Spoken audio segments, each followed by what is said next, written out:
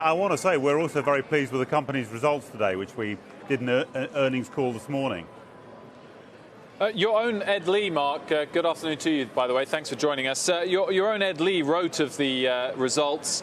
Readers continue to shower New York Times with money. Advertisers, not so much. Is that a fair summary? Well, look, we guided to a potentially challenging fourth quarter for digital advertising. There are particular reasons for that. We did it fantastically well a year ago. Digital advertising went up 30% a year ago. That's a pretty tough comp. One or two very, very big deals are not going to repeat in the fourth quarter. We've done the deals. We've done very similar big deals. They won't appear till 2020. So there are reasons for that. But what I want to say is on the subscription side, which is now getting on for 70% of the business, we're very excited. We're seeing real acceleration in subscriptions, as Ed noted in the Times this morning. And we think there's real kind of further momentum to get out of that model. So we've built already the biggest news subscription business there's ever been, I think. And we still think we've got real scope to scale it even further. In terms of the deal with Facebook, that company launching its news tab, New York Times is going to be a part of that. Do you think we're going to look back on this moment in time and see it as essentially a turning point in terms of the revenue model for digital advertising and for publishing? Yeah, I mean, a few years ago, there was a really important moment when Rupert Murdoch and others managed to win the case for cable companies paying broadcast TV channels fees for their appearance on cable networks because of the value the broadcast networks in those days were bringing to cable. And I think the major platforms, digital platforms, are beginning to recognize that the presence of really high-quality news brands like the New York Times, the Wall Street Journal, and so on, makes a real difference to their users.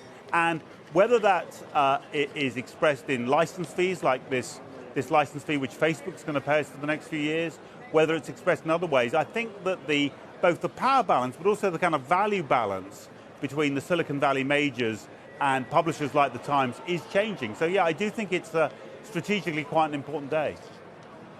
Do you have a feeling, Mark, of what you expect over the long term revenue per eyeball, per article to be via Facebook versus directly via your own digital subscription app? Sure, Wilf. Now, I want to say our thesis is the overwhelming majority of revenue for the Times, we believe in the future, is going to come from users who are in quite a deep relationship with the New York Times and are coming to the Times on our own digital assets.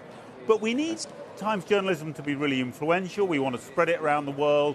We want people to be able to sample it so they become the subscribers of the future. And of course, it's great if we can, as we're making the journalism available to sample, if our partners can also be helping to pay the cost of making that journalism, so much the better. So Mark, to me, it's both and. I mean, the big thesis is subscription directly, but also this other revenue stream can potentially really help us. One final question, Mark, I had on the subscribers. 4 million digital subs, 4.9 million total readers, including print. I know where the long-term targets are for sort of 10 years away. What about in the next 12 months? Do you expect it to pick up pace and then drop off after the election? Is there a strong correlation expected there? And which Democratic nominee do you think plays best for your subscription? We cover the news. We don't try and kind of, as it were, make the news or change the weather.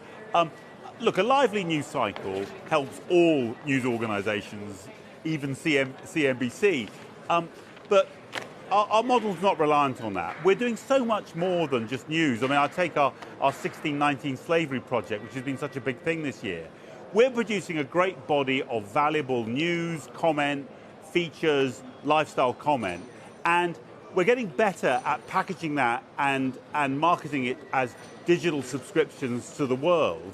And I hope that we can get to a run rate of 1 million new subscribers a year, and having got to it, stick to it, so that the model doesn't just go on growing, but keeps on accelerating as it grows.